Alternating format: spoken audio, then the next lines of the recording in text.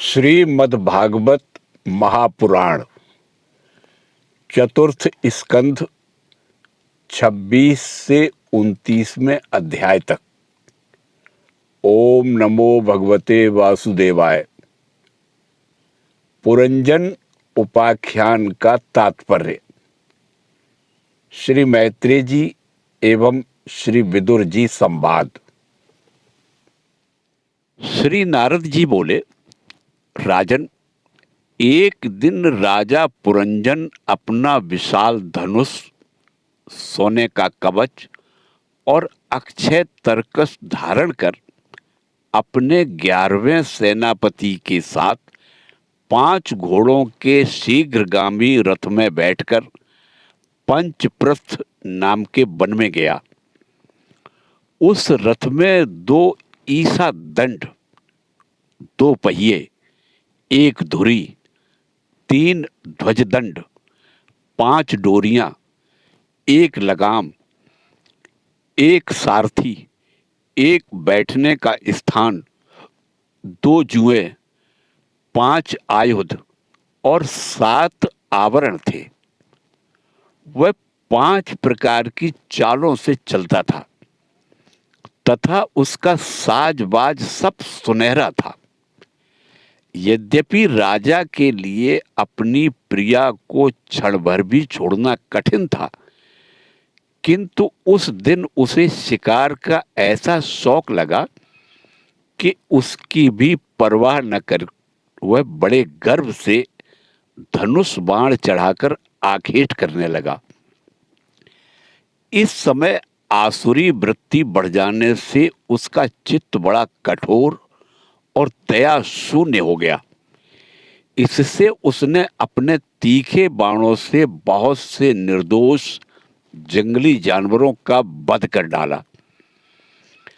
जिसकी मांस में अत्यंत आसक्ति हो, वह राजा केवल शास्त्र प्रदर्शित कर्मों के लिए वन में जाकर आवश्यकता अनुसार अनिषिद्ध पशुओं का वध करे, व्यर्थ पशु हिंसा न करे। शास्त्र इस प्रकार उच्छृंखल प्रवृत्ति को नियंत्रित करता है। राजन, जो विद्वान इस प्रकार शास्त्र नियत कर्मों का आचरण करता है, वह उस कर्मानुष्ठान से प्राप्त हुए ज्ञान के कारणभूत कर्मों से लिप्त नहीं होता। नहीं तो मनमाना कर्म करने से मनुष्य अभिमान के वशीभूत होकर कर्मों में बंध जाता है तथा गुण प्रवाह रूप संसार चक्र में पड़कर विवेक बुद्धि के नष्ट हो जाने से अधम योनियों में जन्म लेता है। पुरंजन के तरह तरह के पंखों वाले बाणों से छिन्न भिन्न होकर अनेकों जीव बड़े कष्ट के साथ प्राण त्यागने लगे। उसका वह निर्दयतापूर्ण जीव संहार देखकर सभी दयालु पुरुष बहुत दुखी हुए। वे इसे सह नहीं सके। इस प्रकार वहां खरगोश, सुअर, भैंसे, नीलगाय, कृष्ण मृग, शाही तथा और भी बहुत से मेध्य पशुओं का वध करते करते राजा पुरंजन बहुत थक गया। तब वह भूख प्यास से अत्यंत शिथिल हो वन से लौटकर राजमहल में आया। वहां उसने यथा योग्य रीति से स्नान और भोजन से निवृत्त हो कुछ विश्राम करके थकान दूर की। फिर गंध, चंदन और माला आदि से सुसज्जित हो सब अंगों में सुंदर सुंदर आभूषण पहने। तब उसे अपनी प्रिया की याद आई। वह भोजन आदि से तृप्त, हृदय में आनंदित, मद से उन्मत्त और काम से व्यथित होकर अपनी सुंदरी भार्या को ढूंढने लगा, किंतु उसे वह कहीं दिखाई नहीं दी। प्राचीन बरही तब उसने चित्त में कुछ उदास होकर अंतःपुर की स्त्रियों से पूछा, सुंदरियो, अपनी स्वामिनी के सहित तुम सब पहले ही की तरह कुशल थे तो हो ना? क्या कारण है आज इस घर की संपत्ति पहले जैसी सुहावनी नहीं जान पड़ती? घर में माता अथवा पति परायणा भार्या न हो तो वह घर बिना पहिए के रथ के समान हो जाता है। फिर उसमें कौन बुद्धिमान दीन पुरुषों के समान रहना पसंद करेगा? अतः बताओ, वह सुंदरी कहाँ है जो दुख समुद्र में डूबने पर मेरी विवेक बुद्धि को पद पद पर जागृत करके मुझे उस संकट से उबार लेती है? स्त्रियों ने कहा, नरनाथ, मालूम नहीं आज आपकी प्रिया ने क्या ठानी है। शत्रुदमन, देखिए वे बिना बिछौने के पृथ्वी पर ही पड़ी हुई हैं। श्री नारद जी बोले, राजन, उस स्त्री के संग से राजा पुरंजन का विवेक नष्ट हो चुका था, इसलिए अपनी रानी को पृथ्वी पर अस्त व्यस्त अवस्था में पड़ी देखकर वह अत्यंत व्याकुल हो गया।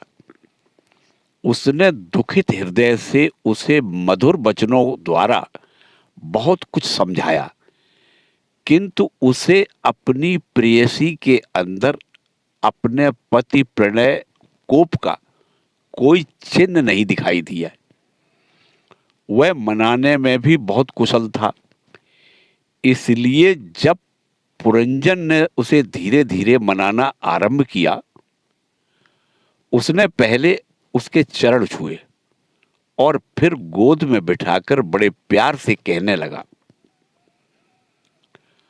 सुंदरी, ये सेवक तो निश्चय ही बड़े अभागे हैं, जिनके अपराध करने पर स्वामी उन्हें अपना समझकर शिक्षा के लिए उचित दंड नहीं देते। सेवक को दिया हुआ स्वामी का दंड तो उस पर बड़ा अनुग्रह ही होता है। जो मूर्ख हैं उन्हीं को क्रोध के कारण अपने हितकारी स्वामी के किए हुए उस उपकार का पता नहीं चलता। सुंदर दंतावली और मनोहर भौहों से शोभा पाने वाली मनस्विनी, अब यह क्रोध दूर करो और एक बार मुझे अपना समझकर प्रणय भार तथा लज्जा से झुका हुआ एवं मधुर मुस्कानमयी चितवन से सुशोभित अपना मनोहर मुखड़ा दिखाओ।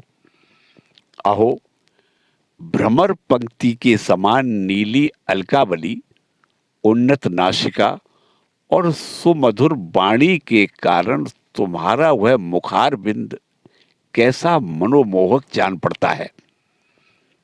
वीर पत्नी, यदि किसी दूसरे ने तुम्हारा कोई अपराध किया हो तो उसे बताओ। यदि वह अपराधी ब्राह्मण कुल का नहीं है तो मैं उसे अभी दंड दूंगा। मुझे तो भगवान के भक्तों को छोड़कर त्रिलोकी में अथवा उससे बाहर ऐसा कोई नहीं दिखाई देता जो तुम्हारा अपराध करके निर्भय और आनंद पूर्वक रह सके।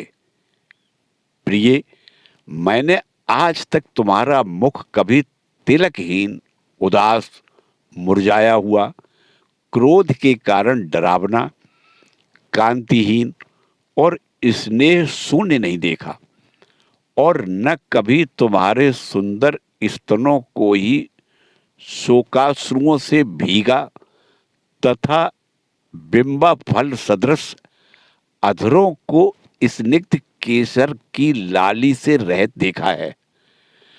मैं व्यसनवश तुमसे बिना पूछे शिकार खेलने गया, इसलिए अवश्य अपराधी हूं। फिर भी अपना समझकर तुम मुझ पर प्रसन्न हो जाओ। कामदेव के विषम बाणों से अधीर होकर जो सर्वदा अपने अधीन रहता है, उस अपने प्रिय पति को उचित कार्य के लिए भला कौन कामनी स्वीकार नहीं करती। श्री नारद जी बोले, महाराज, इस प्रकार वह सुंदरी अनेकों नखरों से पुरंजन को पूरी तरह अपने वश में कर उसे आनंदित करती हुई विहार करने लगी। उसने अच्छी तरह स्नान कर अनेक प्रकार के मांगलिक श्रृंगार किए तथा भोजन आदि से तृप्त होकर वह राजा के पास आई। राजा ने उस मनोहर मुख वाली राजमहिषी का सादर अभिनंदन किया। पुरंजनी ने राजा का आलिंगन किया और राजा ने उसे गले लगाया। फिर एकांत में मन के अनुकूल रहस्य की बातें करते हुए वह ऐसा मोहित हो गया कि उस कामिनी में ही चित्त लगा रहने के कारण उसे दिन रात के भेद से निरंतर बीतते हुए काल की दुस्तर गति का भी कुछ पता नहीं चला।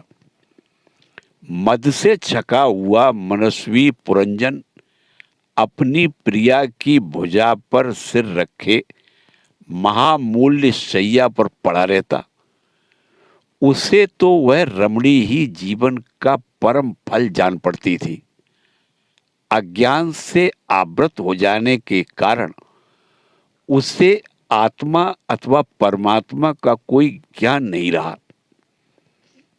राजन, इस प्रकार कामातुर चित्त से उस साथ विहार करते करते राजा पुरंजन की जवानी आधे क्षण के समान बीत गई। प्रजापते, उस पुरंजनी से राजा पुरंजन के 1100 पुत्र और 110 कन्याएं हुई, जो सभी माता पिता का श्रेयस बढ़ाने वाली और सुशीलता, उदारता आदि गुणों से संपन्न थी। ये पौरंजनी नाम से विख्यात हुई। इतने में ही उस सम्राट की लंबी आयु का आधा भाग निकल गया। फिर पांचाल राज पुरंजन ने पितृवंश की वृद्धि करने वाले पुत्रों का वधुओं के साथ और कन्याओं का उनके योग्य वरों के साथ विवाह कर दिया। पुत्रों में से प्रत्येक के 100 पुत्र हुए। उनसे वृद्धि को प्राप्त होकर पुरंजन का वंश सारे पांचाल देश में फैल गया। इन पुत्र पौत्र, गृह, कोष, सेवक और मंत्री आदि में दृढ़ ममता हो जाने से वह इन विषयों में ही बंध गया। फिर तुम्हारी तरह उसने भी अनेक प्रकार के भोगों की कामना से यज्ञ की दीक्षा ले तरह तरह के पशु हिंसामय घोर यज्ञों से देवता, पितर और भूतपतियों की आराधना की। इस प्रकार वह जीवन भर आत्मा का कल्याण करने वाले कर्मों की ओर से दीन बुद्धि से अपने स्त्री पुत्र आदि के लिए शोकाकुल हो रहा था। इसी समय उसे पकड़ने के लिए वहां भय नामक यवन राज आधमका। जब यवन लोग उसे पशु के समान बांधकर अपने स्थान को ले गए, तब उसके अनुचर गण अत्यंत आतुर और शोकाकुल होकर उसके साथ हो लिए। यवनों द्वारा रोका हुआ सर्प भी उस पुरी को छोड़कर उन सबके साथ ही चल दिया। उसके जाते ही सारा नगर छिन्न भिन्न होकर अपने कारण में लीन हो गया। इस प्रकार महाबली यवन राज के बलपूर्वक खींचने पर भी राजा पुरंजन ने अज्ञानवश अपने हितैषी एवं पुराने मित्र अभिज्ञात का स्मरण नहीं किया।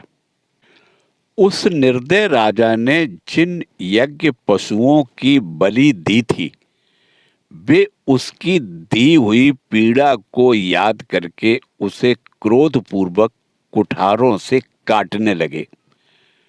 वह वर्षों तक विवेकहीन अवस्था में अपार अंधकार में पड़ा निरंतर कष्ट भोगता रहा।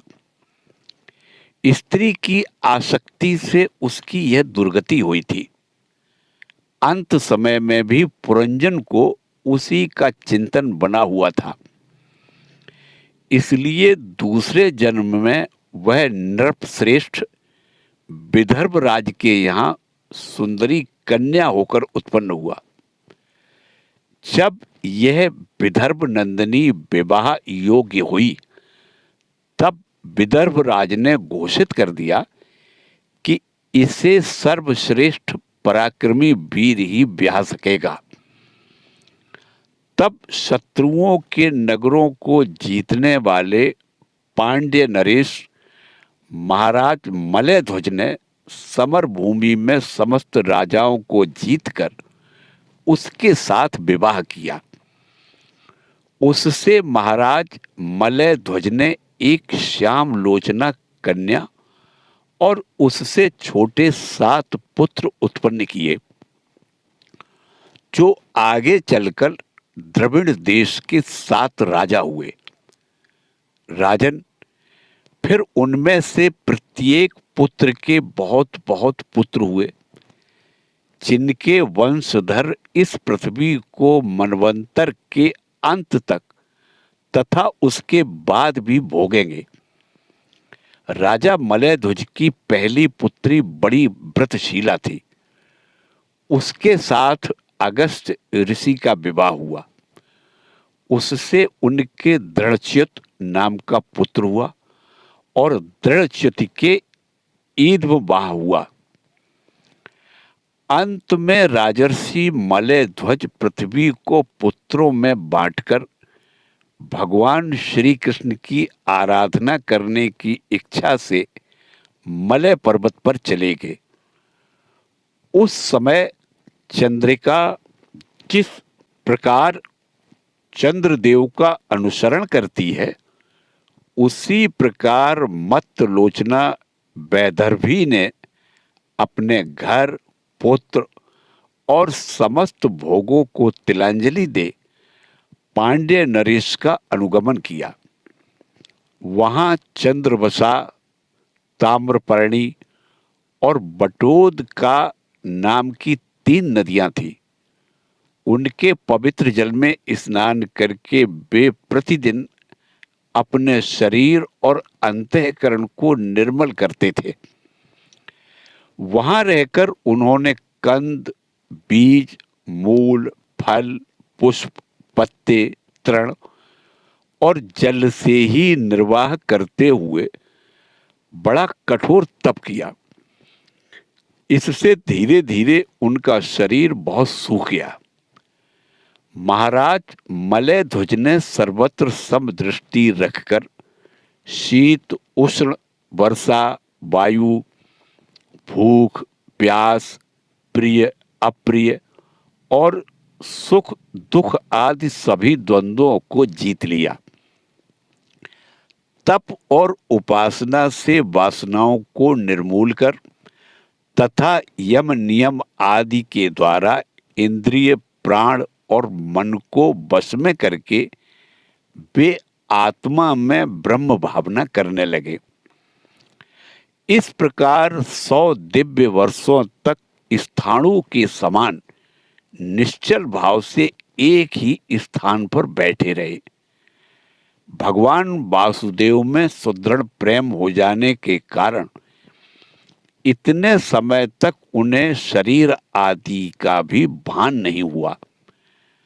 राजन, गुरु स्वरूप साक्षात श्री हरि के उपदेश किए हुए तथा अपने अंतःकरण में सब ओर स्फुरित होने वाले विशुद्ध विज्ञान दीपक से उन्होंने देखा कि अंतःकरण की वृत्ति का प्रकाशक आत्मा स्वप्न अवस्था की भांति देह आदि समस्त उपाधियों में व्याप्त तथा उनसे पृथक भी है।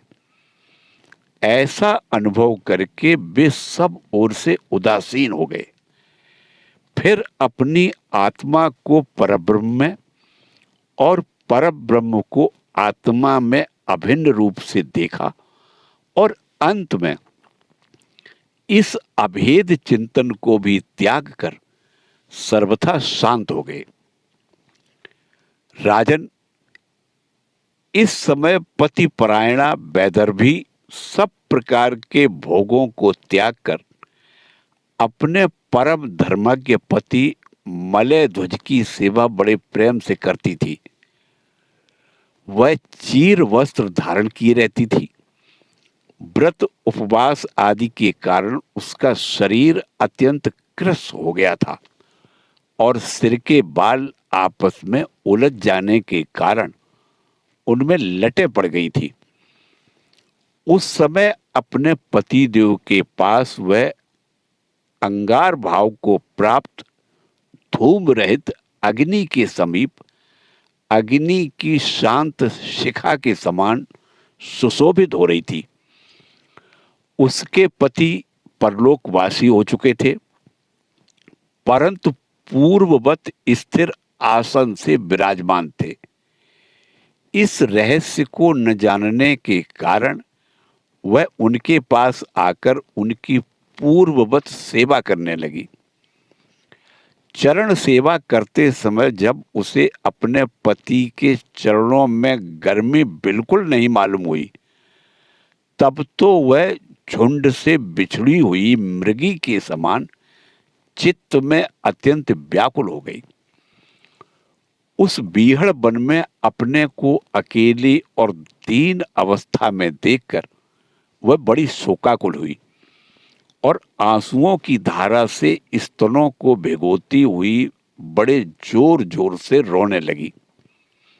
वह बोली, राजर्षि, उठिए उठिए, समुद्र से घिरी हुई यह वसुंधरा लुटेरों और अधार्मिक राजाओं से भयभीत हो रही है।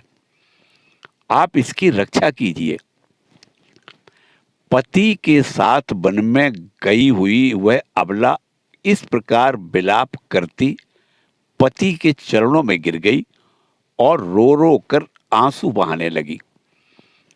लकड़ियों की चिता बनाकर उसने उस पर पति का शव रखा और अग्नि लगाकर विलाप करते करते स्वयं सती होने का निश्चय किया।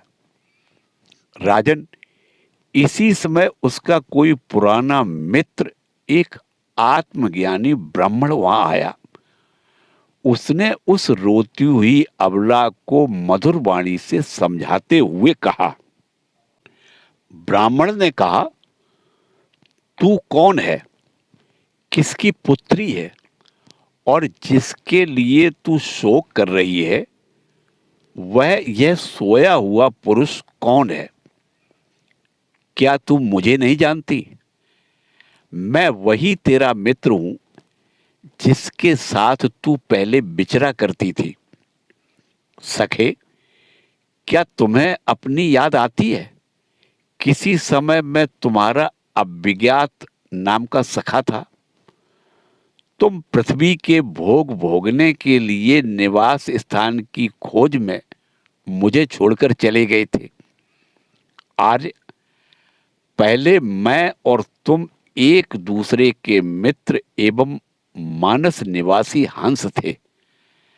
हम दोनों सहस्रों वर्षों तक बिना किसी निवास स्थान के ही रहे थे, किंतु मित्र, तुम विषय भोगों की इच्छा से मुझे छोड़कर वहां पृथ्वी पर चले आए।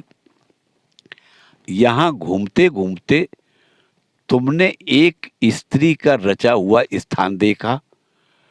उसमें 5 बगीचे, 9 दरवाजे, 1 द्वारपाल, 3 परकोटे, 6 वैश्यकुल और 5 बाजार थे। वह 5 उपादान कारणों से बना हुआ था और उसकी स्वामिनी एक स्त्री थी। महाराज, इंद्रियों के 5 विषय उसके बगीचे थे। 9 इंद्रिय छिद्र द्वार थे। तेज, जल और अन्न 3 परकोटे थे। मन और 5 ज्ञानेंद्रियां, 6 वैश्यकुल थे। क्रिया शक्ति रूप कर्मेंद्रियां ही बाजार थी। 5 भूत ही उसके कभी क्षीण न होने वाले उपादान कारण थे और बुद्धि शक्ति ही उसकी स्वामिनी थी। वह ऐसा नगर था जिसमें प्रवेश करने पर पुरुष ज्ञान शून्य हो जाता है, अपने स्वरूप को भूल जाता है।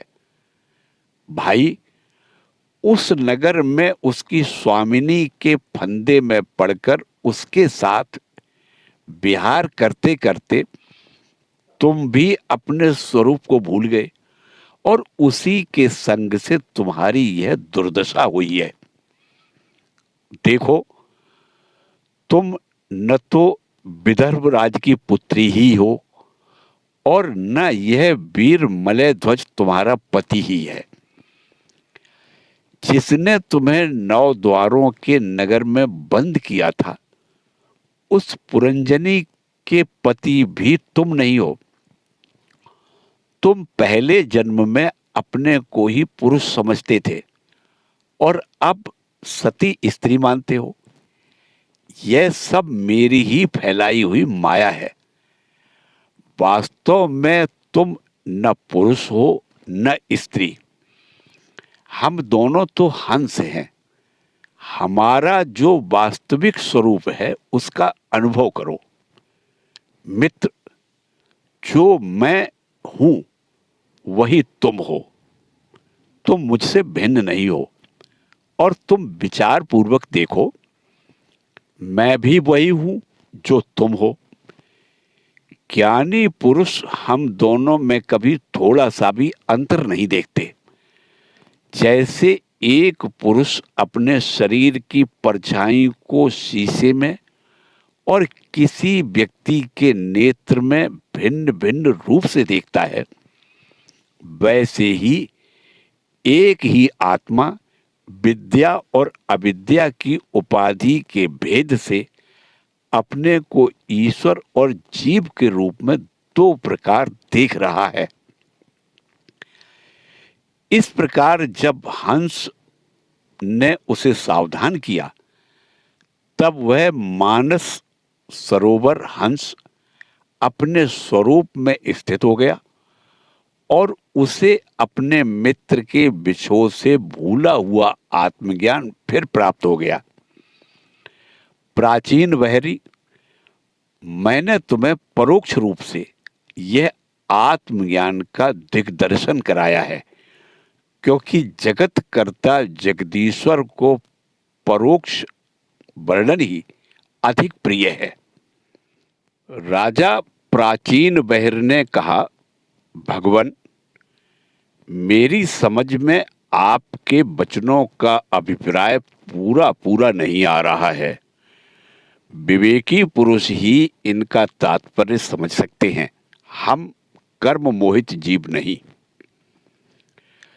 श्री नारद जी बोले, राजन, पुरंजन नगर का निर्माता जीव है, जो अपने लिए 1, 2, 3, 4 अथवा बहुत पैरों वाला या बिना पैरों वाला शरीर रूप पुर तैयार कर लेता है।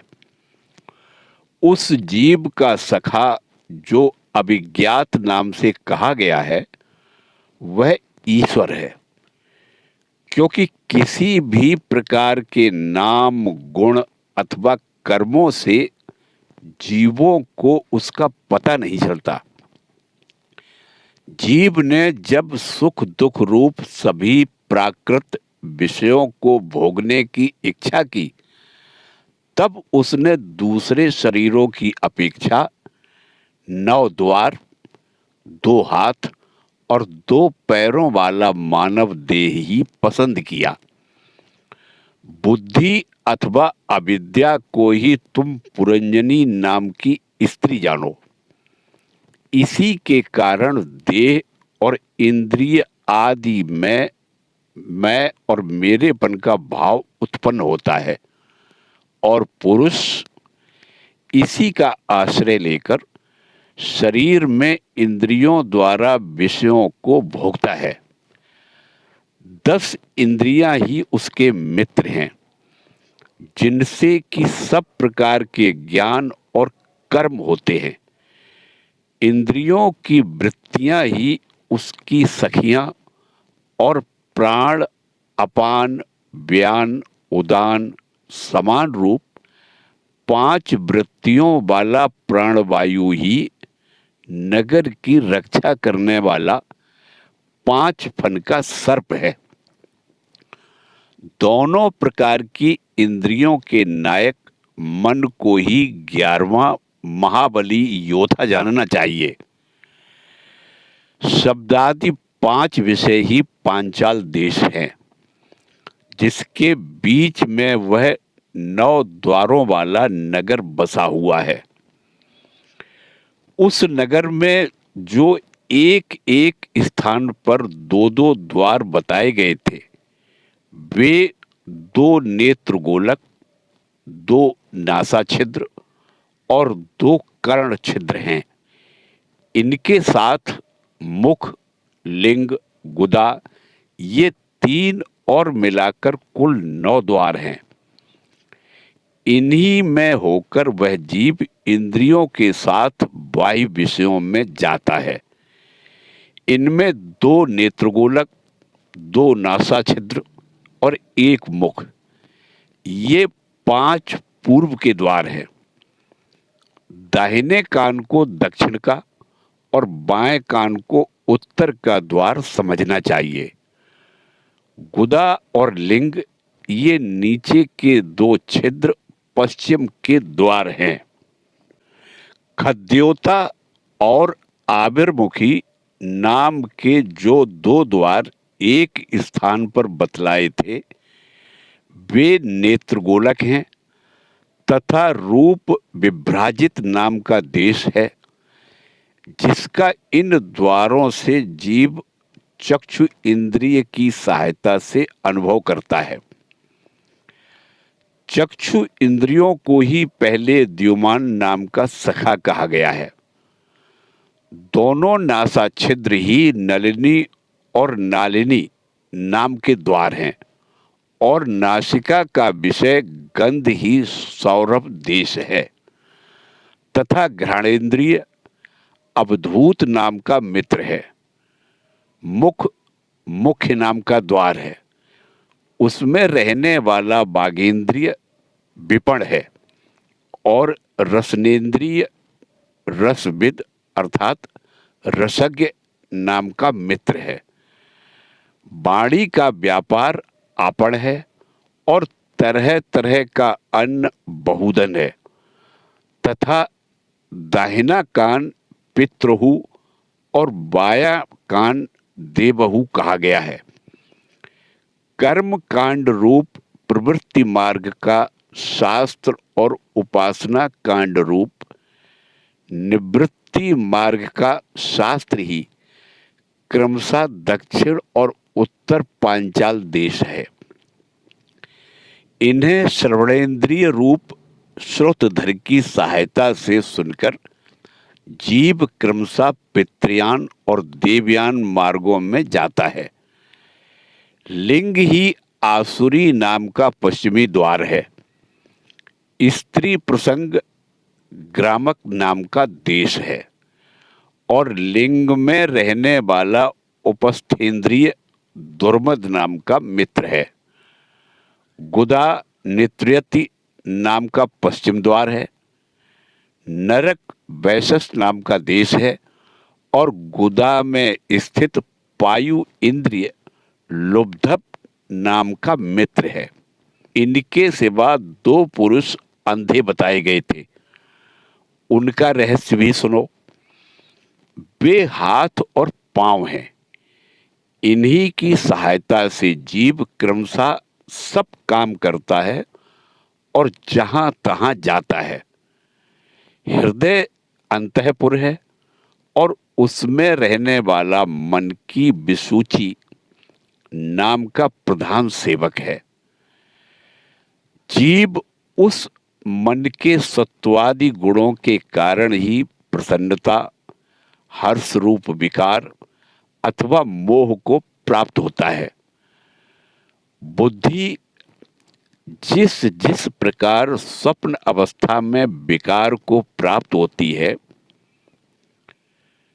और जागृत अवस्था में इंद्रिय आदि को विकृत करती है, उसके गुणों से लिप्त होकर आत्मा भी उसी उसी रूप में उसकी वृत्तियों का अनुकरण करने को बाध्य होता है। यद्यपि वस्तुतः यह उसका निर्विकार साक्षी मात्र ही है। शरीर ही रथ है, उसमें ज्ञानेंद्रिय रूप 5 घोड़े जुते हुए हैं। देखने में संवत्सर रूप काल के समान ही उसका अप्रतिहत वेग है। वास्तव में वह गतिहीन है। पुण्य और पाप ये 2 प्रकार के कर्म ही उसके पहिए हैं। 3 गुण ध्वजा हैं और 5 प्राण डोरियां हैं। मन बागडोर है, बुद्धि सारथी है, हृदय बैठने का स्थान है, सुख दुखादि द्वंद्व जुए हैं, इंद्रियों के विषय उसमें रखे हुए आयुध हैं और त्वचा आदि 7 धातुएं उसके आवरण है। 5 कर्मेंद्रियां उसकी 5 प्रकार की गति है। इस रथ पर चढ़कर रथी रूप यह जीव मृग तृष्णा के समान मिथ्या विषयों की ओर दौड़ता है। 11 इंद्रियां उसकी सेना है और 5 ज्ञानेंद्रियों के द्वारा उन इंद्रियों के विषयों को अन्यायपूर्वक ग्रहण करना ही उसका शिकार खेलना है।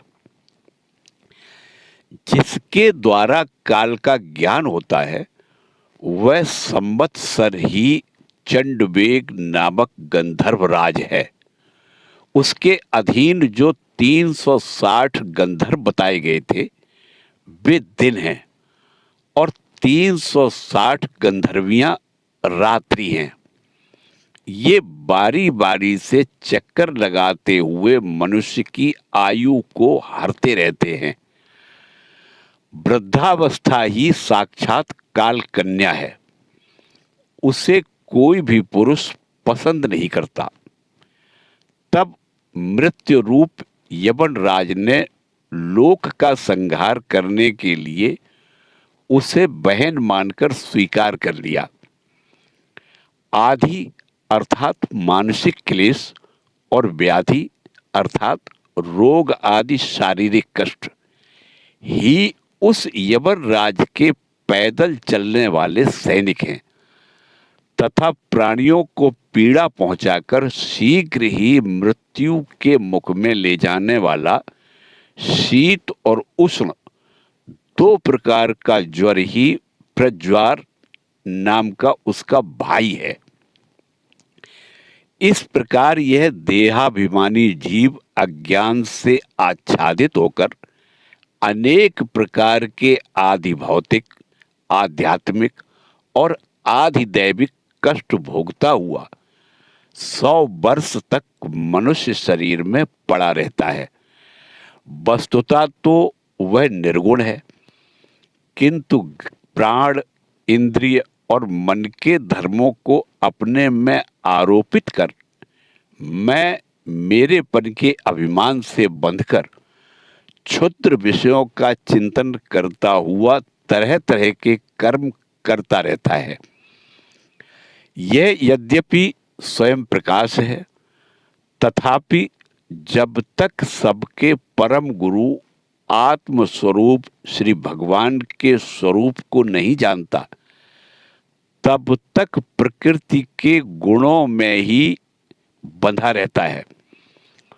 उन गुणों का अभिमानी होने से वह विवश होकर सात्विक, राजस और तामस कर्म करता है तथा उन कर्मों के अनुसार भिन्न भिन्न योनियों में जन्म लेता है।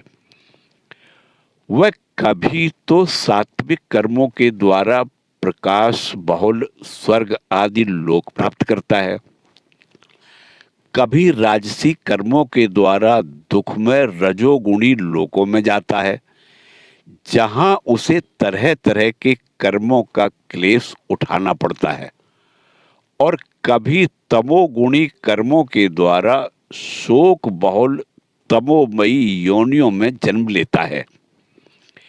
इस प्रकार अपने कर्म और गुणों के अनुसार देवयोनि, मनुष्य योनि अथवा पशु पक्षी योनि में जन्म लेकर वह अज्ञानांध जीव कभी पुरुष, कभी स्त्री और कभी नपुंसक होता है। जिस प्रकार बेचारा भूख से व्याकुल कुत्ता दर दर भटकता हुआ अपने प्रारब्ध अनुसार कहीं डंडा खाता है और कहीं भात खाता है, उसी प्रकार यह जीव चित्त में नाना प्रकार की वासनाओं को लेकर ऊंचे नीचे मार्ग से ले ऊपर नीचे अथवा मध्य के लोकों में भटकता हुआ अपने कर्म अनुसार सुख दुख भोगता रहता है। आधिदैविक, आधि भौतिक और आध्यात्मिक, इन तीन प्रकार के दुखों में से किसी भी एक से जीव का सर्वथा छुटकारा नहीं हो सकता। यदि कभी वैसा जान पड़ता है तो यह केवल तात्कालिक निवृत्ति ही है। वह ऐसी ही है जैसे कोई सिर पर भारी बोझा ढोकर ले जाने वाला पुरुष उसे कंधे पर रख ले। इसी तरह सभी प्रतिक्रिया अर्थात दुख निवृत्ति जाननी चाहिए। यदि किसी उपाय से मनुष्य एक प्रकार के दुख से छुट्टी पाता है तो दूसरा दुख आकर उसके सिर पर सवार हो जाता है। शुद्ध हृदय नरेंद्र, जिस प्रकार स्वप्न में होने वाला स्वप्नांतर उस स्वप्न से सर्वथा छूटने का उपाय नहीं है, उसी प्रकार कर्म फल भोग से सर्वथा छूटने का उपाय केवल कर्म नहीं हो सकता, क्योंकि कर्म और कर्म फल भोग दोनों ही अविद्या युक्त होते हैं। जिस प्रकार स्वप्न अवस्था में अपने मनोमय लिंग शरीर से विचरने वाले प्राणी को स्वप्न के पदार्थ न होने पर भी भासते हैं, उसी प्रकार ये दृश्य पदार्थ वस्तुतः न होने पर भी जब तक अज्ञान निद्रा नहीं टूटती बने ही रहते हैं और जीव को जन्म मरण रूप संसार से मुक्ति नहीं मिलती। अतः इनकी आत्यांतिक निवृत्ति का उपाय एकमात्र आत्मज्ञान ही है। राजन, जिस अविद्या के कारण परमार्थ स्वरूप आत्मा को यह जन्म मरण रूप अनर्थ परंपरा प्राप्त हुई है, उसकी निवृत्ति गुरु स्वरूप श्री हरि में सुदृढ़ भक्ति होने पर हो सकती है। भगवान वासुदेव में एकाग्रता पूर्वक सम्यक प्रकार से किया हुआ भक्ति भाव ज्ञान और वैराग्य का आविर्भाव कर देता है। राजर्षे, यह भक्ति भाव भगवान की कथाओं के आश्रित रहता है, इसलिए जो श्रद्धा पूर्वक उन्हें प्रतिदिन सुनता या पढ़ता है उसे बहुत शीघ्र इसकी प्राप्ति हो जाती है। राजन, जहां भगवत गुणों को कहने और सुनने में तत्पर विशुद्ध चित्त भक्तजन रहते हैं, उस साधु समाज में सब ओर महापुरुषों के मुख से निकले हुए श्री मधुसूदन भगवान के चरित्र रूप शुद्ध अमृत की अनेकों नदियां बहती रहती हैं। जो लोग अतृप्त चित्त से श्रवण में तत्पर अपने कर्ण कोहरों द्वारा उस अमृत का छककर पान करते हैं, उन्हें भूख, प्यास, भय, शोक और मोह आदि कुछ भी बाधा नहीं पहुंचा सकते।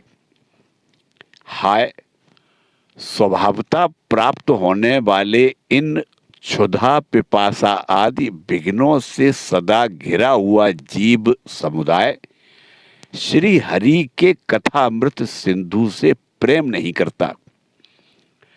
साक्षात प्रजापतियों के पति ब्रह्मा जी, भगवान शंकर, स्वयंभू मनु, दक्ष आदि प्रजापतिगण, सनकादि नैष्ठिक ब्रह्मचारी, मरीचि, अत्रि, अंगिरा, पुलस्त्य, पुलह, क्रतु, भृगु, वशिष्ठ और मैं, ये जितने ब्रह्मवादी मुनिगण हैं, समस्त वांग्मय के अधिपति होने पर भी तप, उपासना और समाधि के द्वारा ढूंढ ढूंढ कर हार गए, फिर भी उस सर्वसाक्षी परमेश्वर को आज तक नहीं देख सके। वेद भी अत्यंत विस्तृत हैं, उसका पार पाना हंसी खेल नहीं। अनेकों महानुभाव उसकी आलोचना करके मंत्रों में बताए हुए वज्र हस्तवादि गुणों से युक्त इंद्र आदि देवताओं के रूप में भिन्न भिन्न कर्मों के द्वारा यद्यपि उस परमात्मा का ही यजन करते हैं, तथापि उसके स्वरूप को वे भी नहीं जानते। हृदय में बार बार चिंतन किए जाने पर भगवान जिस समय जिस जीव पर कृपा करते हैं, उसी समय वह लौकिक व्यवहार एवं वैदिक कर्म मार्ग की बद्ध मूल आस्था से छुट्टी पा जाता है। बृहस्पन, तुम इन कर्मों में परमार्थ बुद्धि मत करो, ये सुनने में ही प्रिय जान पड़ते हैं, परमार्थ का तो स्पर्श भी नहीं करते। ये जो परमार्थवत दिख पड़ते हैं, इसमें केवल अज्ञान ही कारण है। जो मलिन मति कर्मवादी लोग वेद को कर्म परक बताते हैं, वे वास्तव में उसका मर्म नहीं जानते। इसका कारण यही है कि वे अपने स्वरूप भूत लोक अर्थात आत्म तत्व को नहीं जानते, जहां साक्षात श्री जनार्दन भगवान विराजमान है। पूर्व की ओर अग्रभाग वाले कुशाओं से संपूर्ण भूमंडल को आच्छादित करके अनेकों पशुओं का वध करने से तुम बड़े कर्माभिमानी और उद्धत हो गए हो, किंतु वास्तव में तुम्हें कर्म या उपासना किसी के भी रहस्य का पता नहीं है। वास्तव में कर्म तो वही है जिससे श्री हरि को प्रसन्न किया जा सके, और विद्या भी वही है जिससे भगवान में चित्त लगे। श्री हरि संपूर्ण देहधारियों के आत्मा, नियामक और स्वतंत्र कारण है। अतः उनके चरण तल ही मनुष्यों के एकमात्र आश्रय हैं, और उन्हीं से संसार में सबका कल्याण हो सकता है। जिससे किसी को अणु मात्र भी भय नहीं होता, वही उसका प्रियतम आत्मा है। ऐसा जो पुरुष जानता है वही ज्ञानी है, और जो ज्ञानी है वही गुरु एवं साक्षात श्री हरि हैं। श्री नारद जी कहते हैं, पुरुष श्रेष्ठ, यहां तक जो कुछ कहा गया है उससे तुम्हारे प्रश्न का उत्तर हो गया। अब मैं एक भली भांति निश्चित किया हुआ गुप्त साधन बताता हूं, ध्यान देकर सुनो। पुष्प वाटिका में अपनी हिरनी के साथ विहार करता हुआ एक हिरन मस्त घूम रहा है और वह दूब आदि छोटे छोटे अंकुरों को चर रहा है। उसके कान भंवरों के मधुर गुंजार में लग रहे हैं। उसके सामने ही दूसरे जीवों को मारकर अपना पेट पालने वाले भेड़िए ताक लगाए खड़े हैं और पीछे से शिकारी व्याध ने बीधने के लिए उस पर बाण छोड़ दिया है। परंतु हिरन इतना बेसुध है कि उसे इसका कुछ भी पता नहीं। एक बार इस हिरन की दशा पर विचार करो। राजन, इस रूपक का आशय सुनो। यह मृत प्राय हिरन तुम ही हो। तुम अपनी दशा पर विचार करो। पुष्पों की तरह ये स्त्रियां केवल देखने में सुंदर हैं। इन स्त्रियों के रहने पर घर ही पुष्प वाटिका है। इसमें रहकर तुम पुष्पों के मधु और गंध के समान क्षुद्र सकाम कर्मों के फलरूप जीभ और जननेंद्रिय रूप को प्रिय लगने वाले भोजन तथा स्त्री संग आदि तुक्ष भोगों को ढूंढ रहे हो। स्त्रियों से घिरे रहते हो और अपने मन को तुमने उन्हीं में फंसा रखा है। स्त्री पुत्रों का मधुर भाषण ही भंवरों का मधुर गुंजार है। तुम्हारे कान उसी में अत्यंत आसक्त हो रहे हैं। सामने ही भेड़ियों के झुंड के समान काल के अंश दिन और रात तुम्हारी आयु को हर रहे हैं, परंतु तुम उनकी कुछ भी परवाह न कर गृहस्थी के सुखों में मस्त हो रहे हो। तुम्हारे पीछे गुपचुप लगा हुआ शिकारी काल अपने छिपे हुए बाण से तुम्हारे हृदय को दूर से ही बीध डालना चाहता है।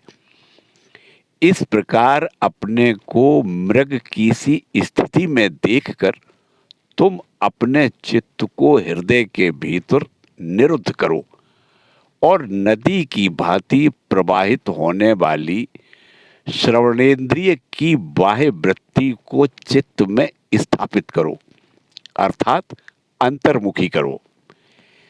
जहां कामी पुरुषों की चर्चा होती रहती है, उस गृहस्थाश्रम को छोड़कर परमहंसों के आश्रय श्री हरि को प्रसन्न करो और क्रमशः सभी विषयों से विरत हो जाओ। राजा प्राचीन बरही बोले, भगवन, आपने कृपा करके मुझे जो उपदेश दिया उसे मैंने सुना और उस पर विशेष रूप से विचार भी किया।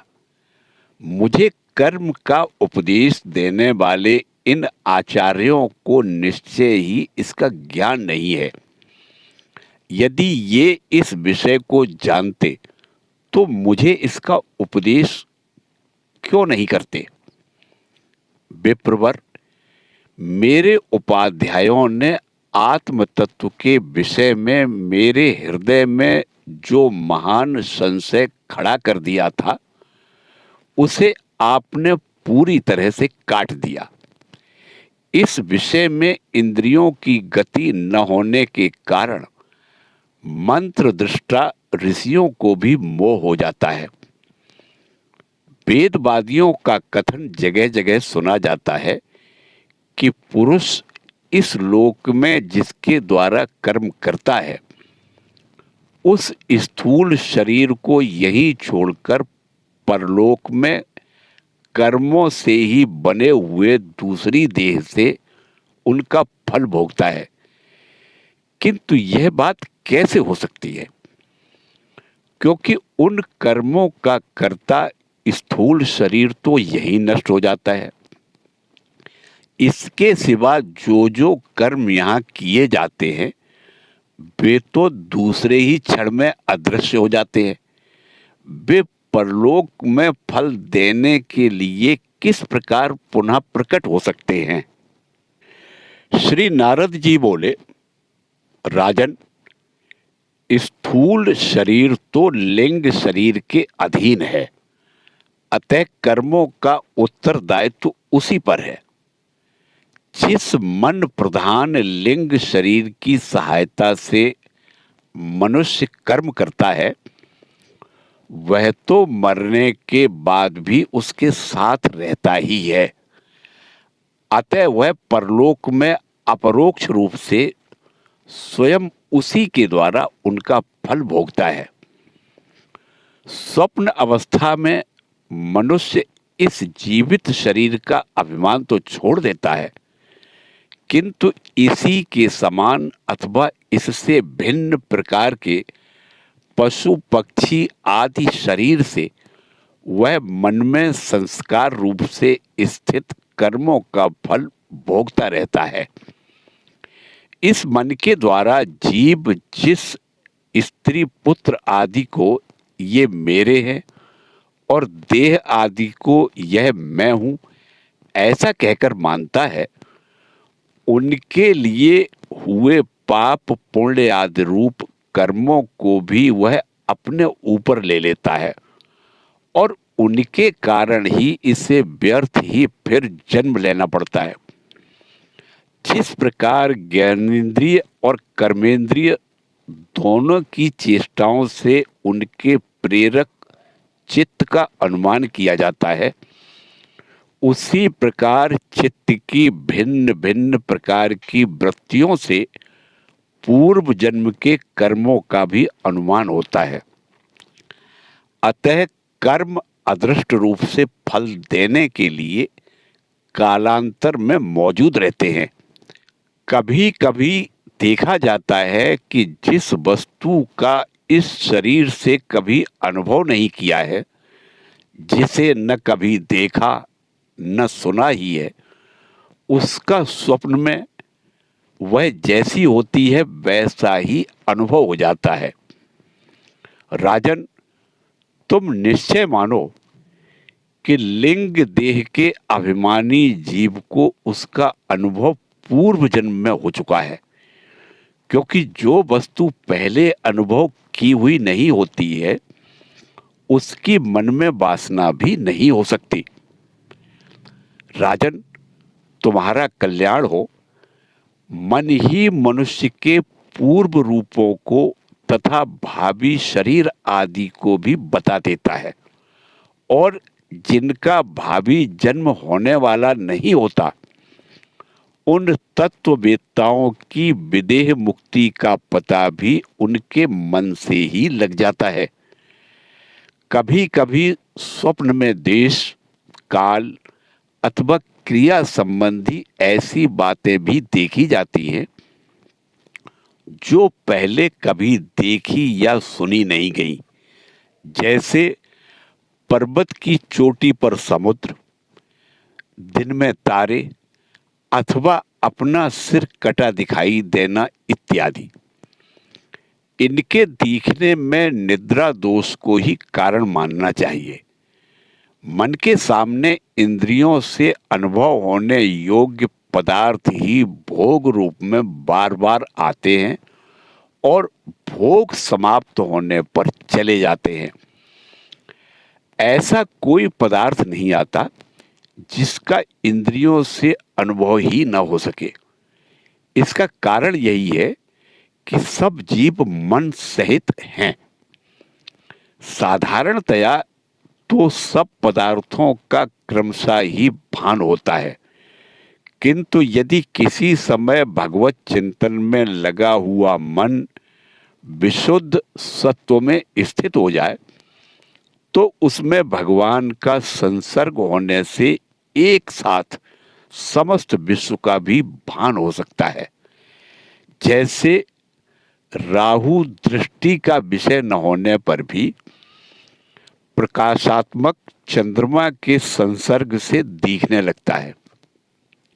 राजन, जब तक गुणों का परिणाम एवं बुद्धि, मन, इंद्रिय और शब्द आदि विषयों का संघात यह अनादि लिंग देह बना हुआ है, तब तक जीव के अंदर स्थूल देह के प्रति मैं, मेरा इस भाव का अभाव नहीं हो सकता।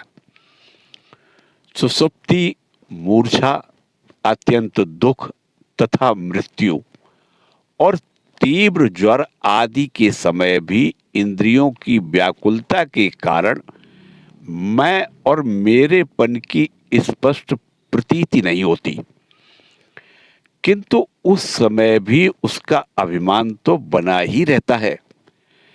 जिस प्रकार अमावस्या की रात्रि में चंद्रमा रहते हुए भी दिखाई नहीं देता, उसी प्रकार युवावस्था में स्पष्ट प्रतीत होने वाला यह एकादश इंद्रिय विशिष्ट लिंग शरीर गर्भावस्था और बाल्यकाल में रहते हुए भी इंद्रियों का पूर्ण विकास न होने के कारण प्रतीत नहीं होता।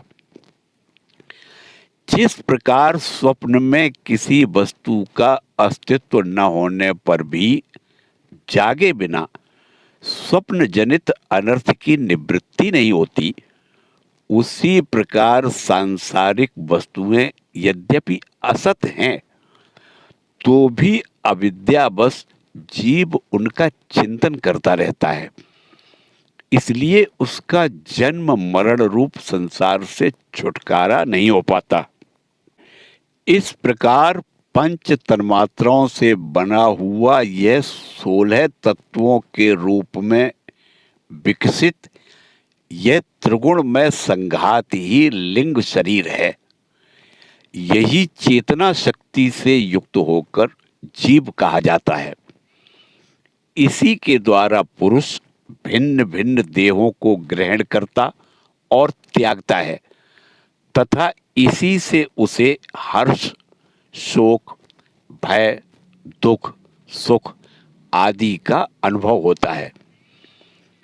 जिस प्रकार जोंक जब तक दूसरे तृण को नहीं पकड़ देती तब तक पहले को नहीं छोड़ती, उसी प्रकार मरण काल उपस्थित होने पर भी जब तक देह आरंभक कर्मों की समाप्ति होने पर दूसरा शरीर प्राप्त नहीं कर लेता, तब तक पहले शरीर के अभिमान को नहीं छोड़ता। राजन, यह मन प्रधान लिंग शरीर ही जीव के जन्म आदि का कारण है। जीव जब इंद्रिय जनित भोगों का चिंतन करते हुए बार बार उन्हीं के लिए कर्म करता है, तब उन कर्मों के होते रहने से अविद्यावश वह देहादि के कर्मों में बंध जाता है। अतएव उस कर्म बंधन से छुटकारा पाने के लिए संपूर्ण विश्व को भगवत रूप देखते हुए सब प्रकार श्री हरि का भजन करो। उन्हीं से इस विश्व की उत्पत्ति और स्थिति होती है तथा उन्हीं में लय होता है।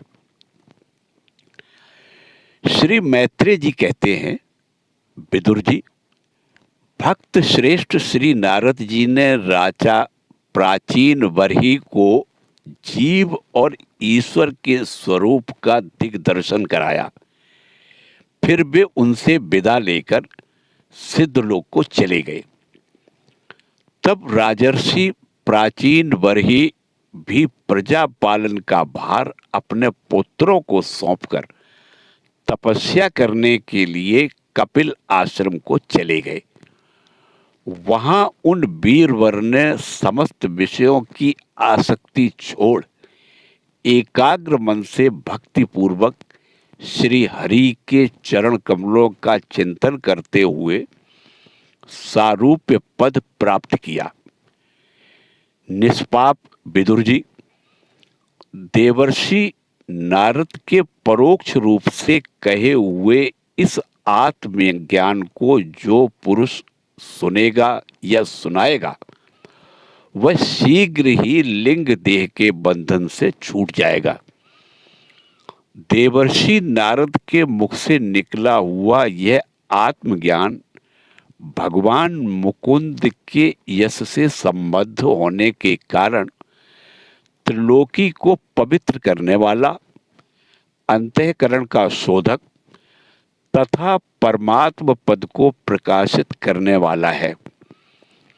जो पुरुष इसकी कथा सुनेगा वह समस्त बंधनों से मुक्त हो जाएगा और फिर उसे इस संसार चक्र में नहीं भटकना पड़ेगा। विदुर जी, गृहस्थाश्रमी पुरंजन के रूपक से परोक्ष रूप में कहा गया यह अद्भुत आत्मज्ञान मैंने गुरु जी की कृपा से प्राप्त किया था। इसका तात्पर्य समझ लेने से बुद्धि युक्त जीव का देहाभिमान निवृत्त हो जाता है तथा उसका परलोक में जीव किस प्रकार कर्मों का फल भोगता है यह संशय भी मिट जाता है। ओम नमो भगवते वासुदेवाय।